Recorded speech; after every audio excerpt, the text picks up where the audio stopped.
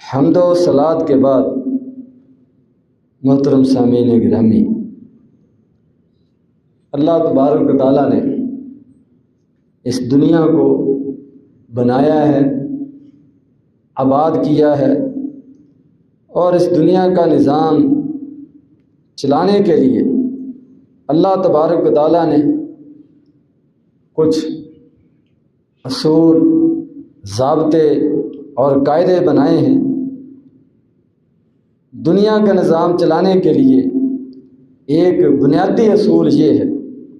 جو اللہ تبارک و تعالیٰ کا بنایا ہوا ہے کہ اس دنیا کے اندر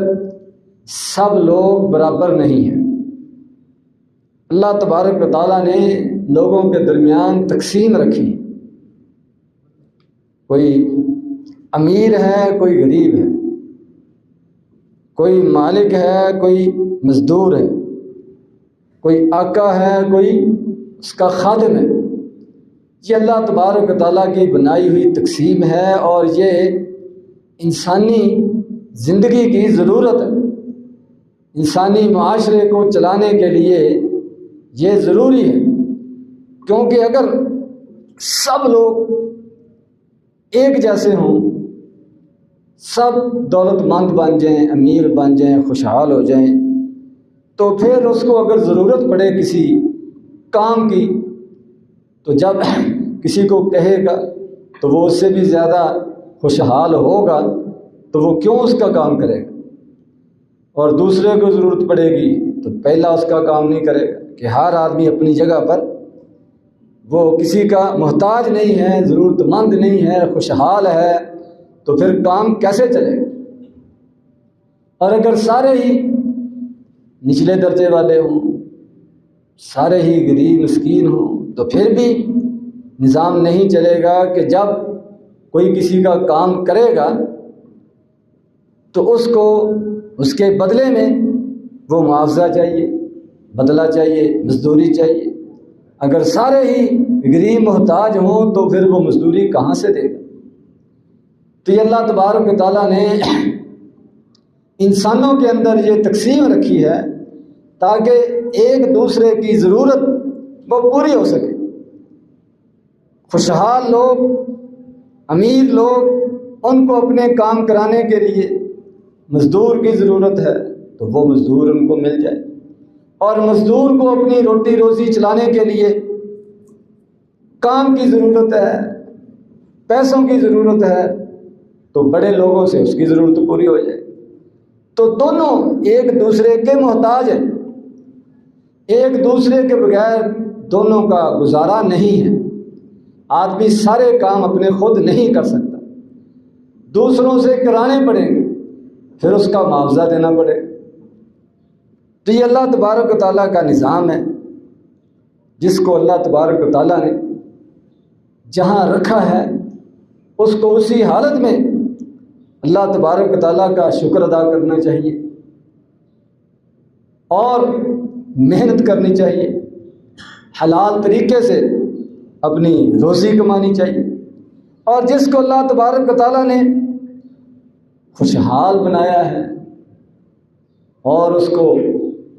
مال دیا ہے تو وہ لوگوں کے کام آئے، ضرورت مندوں کا تعاون کرے، اور جو لوگ اس کے متحد ہیں، اس کے اندر کام کرتے، مزدوری کرتے، ملازمت کرتے ہیں، وہ ان کا خیال رکھے، ان کے ساتھ ہمدردی کا جذبہ رکھے، ان کی ضروریات کا خیال رکھے۔ تو اس طریقے سے معاشرہ خوشحالی کے ساتھ، بہتری کے ساتھ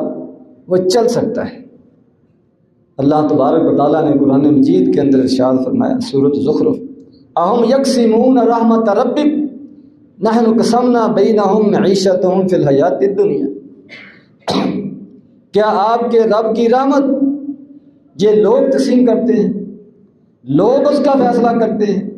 انسانوں کے ہاتھ میں ہے تقدیر اور خوشحالی، امیر ہونا یا غریب ہونا، ایسا ہرگز نہیں۔ نحن قسمنا بینہم معیشتہم، ان کے درمیان یہ روزی کا نظام، اس میں کمی بیشی کا نظام یہ ہم نے بنایا۔ فی الحیات الدنیا، دنیا کی زندگی کے اندر معیشت، روزی روزگار یہ ہم تقسیم کرتے ہیں، کسی کو زیادہ دیتے ہیں، کسی کو تھوڑا دیتے ہیں۔ ورفعنا بعضهم فوق بعض درجات، اور ہم ان کو ایک دوسرے پر فوقیت دیتے ہیں، ایک دوسرے پر اس کو درجات میں بلند کرتے ہیں، خوشحال کر دیتے ہیں، مالدار کر دیتے ہیں۔ لیتخذ بعضهم بعضا سخریا، تاکہ وہ ایک دوسرے سے کام لے سکیں، ایک دوسرے کے کام آ سکیں، ایک دوسرے کے ضروریات پوری کر سکیں، ایک دوسرے کی خدمت کر سکیں۔ مالدار مزدوری دے کر خدمت کرے اور مزدور کام کر کے خدمت کرے۔ وَرَحْمَتُ رَبِّكَ خَيْرٌ مِّمَّا يَجْمَعُونَ، اور آپ کے رب کی رحمت اس سے کہیں بہتر ہے جو یہ لوگ جمع کر رہے ہیں۔ یعنی اگر اللہ تبارک و تعالیٰ نے کسی کو زیادہ دیا ہے تو اس کو سنبھال کر نہ رکھے، اس کو خرچ کرے، اس کو استعمال میں لائے، لوگوں کا تعاون کرے، اور کچھ نہیں تو کم از کم جو لوگ اس کے متحد ہیں، اس کے ملازم ہیں، اس کے مزدور ہیں، ان کا پورا حق تو ادا کرے،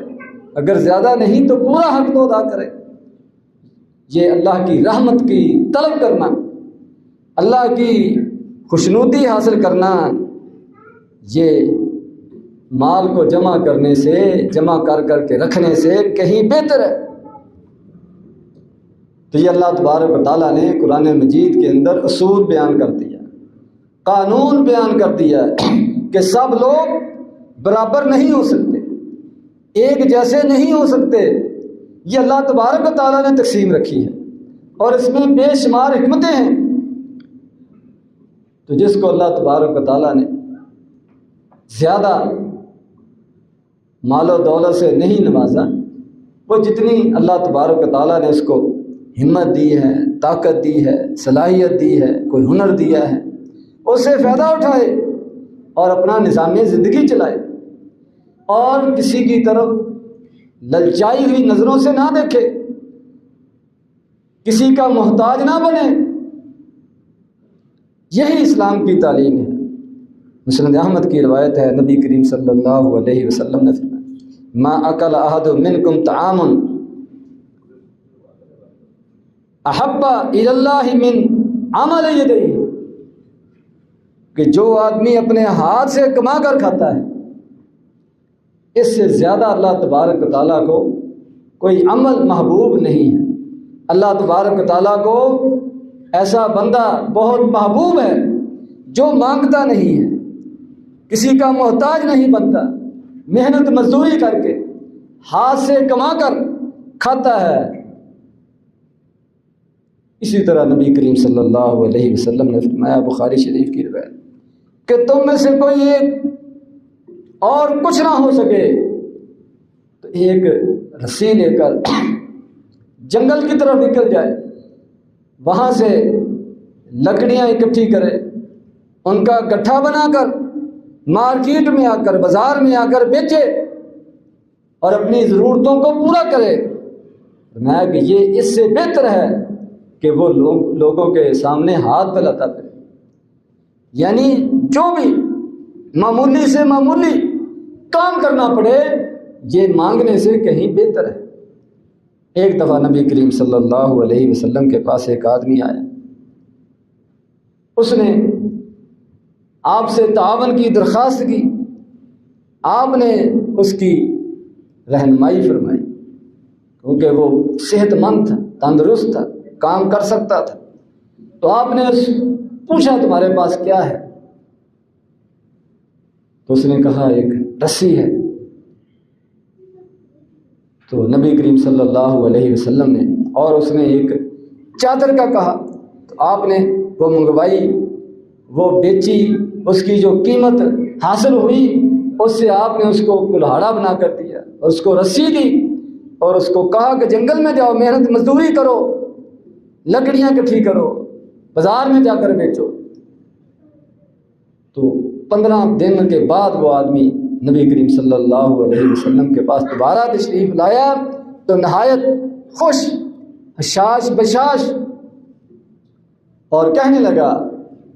کہ اب میرے پاس اتنے پیسے جو ہیں وہ جمع ہو چکے ہیں، میری ضروریات الحمدللہ پوری ہو رہی اور کچھ پیسے بچ بھی جاتے ہیں۔ تو پھر آپ نے اس موقع پر فرمایا کہ یہ بہتر ہے، یہ جو محنت کر رہے ہو یہ اچھا ہے، چاہے جائے کہ تم لوگوں کے سامنے اپنا ہاتھ پھیلاتے، کوئی تمہیں دیتا کوئی نہ دیتا، اس کی بجائے یہ تمہارا اپنے ہاتھ سے کام کرنا یہ کہیں بہتر۔ تو نبی کریم صلی اللہ علیہ وسلم نے اپنے فرامین کے ذریعے سے، اپنی سیرت کے ذریعے سے کام کرنے کو پسند کیا ہے، کام کرنے کی ترغیب دی ہے، اور محنت مزدوری سے، وہ جان چھڑانے سے وہ منع کیا ہے کہ اس سے گھبرانا نہیں ہے، پیچھے نہیں ہٹنا، جان نہیں چھڑانی کہ یہ کام میں کیا کروں، یہ کام میں کیوں کروں، ایسے نہیں ہے۔ حتیٰ کہ نبی کریم صلی اللہ علیہ وسلم نے فرمایا کہ جتنے بھی انبیاء کرام گزرے ہیں سارے جانور بکریاں چراتے رہے ہیں، کھیتی باڑی کرتے رہے ہیں، محنت مزدوری کرتے رہے ہیں، اپنے ہاتھ کی کمائی سے کھاتے رہے ہیں، حتیٰ کہ فرمایا میں بھی بکریاں لوگوں کی کرائے پر مزدوری پر چراتا رہا ہوں۔ تو یہ نبی کریم صلی اللہ علیہ وسلم کی اور انبیاء کرام کی یہ تعلیم ہے، ان کا جو اسوہ حسنہ ہے، ان کی یہ سیرت ہے کہ اتنے اعلیٰ مقام پر ہونے کے باوجود وہ محنت مزدوری سے شرم محسوس نہیں کرتے،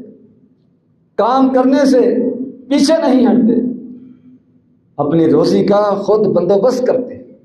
یہ کام کرنا، محنت کرنا، یہ اللہ تبارک و تعالیٰ کو پسند ہے، یہ ہمارے دین کی، اسلام کی تعلیم ہے۔ اور اس کے ساتھ ساتھ یہ بھی حکم ہے کہ ایسے لوگوں کا خیال رکھنا چاہیے، یہ نہیں کہ ایک آدمی محنت مزدوری کرتا ہے تو اب اس کو پوچھا نہ جائے، لاوارث چھوڑ دیا جائے اور وہ اپنی ضروریات ہی پورا نہ کر سکے۔ تو جس کو اللہ تبارک و تعالیٰ نے خوشحال بنایا ہے وہ کچھ نہ کچھ اس کا سہارا بنے،